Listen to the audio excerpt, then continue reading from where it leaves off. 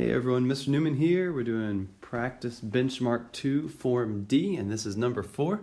So this poor student Joey, for his homework assignment, was asked to work to factor the following quadratic expressions. He recorded his answers. So we've got questions and answers, and then we have to figure out, all right, did he get them all right? Did he get some right? None of them right? So let's do this. Well, first of all, remember factoring is going this way, where you take a polynomial and you break it apart into what multiplies to get you that polynomial. But if you ever are given the answers, remember that going the other direction is multiplying. So we could take the ones on the right, multiply them, and see which ones work for the ones on the left. And personally, multiplying is a lot easier than factoring, so I'm going to do that for each one instead of factoring it. This works anytime you have multiple choice answers or you have both the factor and the possible right answer. So let's do that for each of these.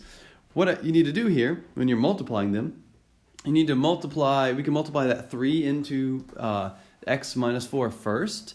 And if you do that, you get 3x minus 12 times x plus 4. And then it's just foiling it or using a box to multiply that together. So how you use the box, I write them out like that.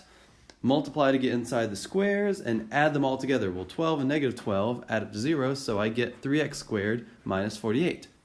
Well, that is not the same as 3x squared minus 12, and you can see where they made a mistake, so that is not true. Let's try the next one down here. Again, I'm going to multiply that first one out, so you get 2x minus 8. Then we multiply that inside the box, and 2x times x is 2x squared, and so on and so forth. When you combine like terms, you get 2x squared minus 2x minus 24, and look, that is the question on number 2. So Joey must have gotten that one correct. For the third one, we'll multiply that out here. Distribute the 2, you get this, and multiply those two binomials. You get this right here, the 2x and negative 2x. Add up to 0, so you get 2x squared minus 2. That is not the same as number 3, so that is not true. So you notice we started on the right side instead and multiplied instead of factoring because we already had the work there.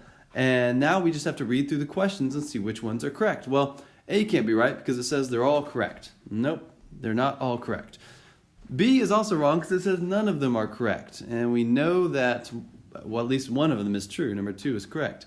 C says it made a small mistake on number 1, which he did, but the rest of the answers are correct. That's not true because number 3 he got wrong. So the last one, he got 2 correct, but 1 and 3 need another try. That is the correct answer. Thank you very much for watching.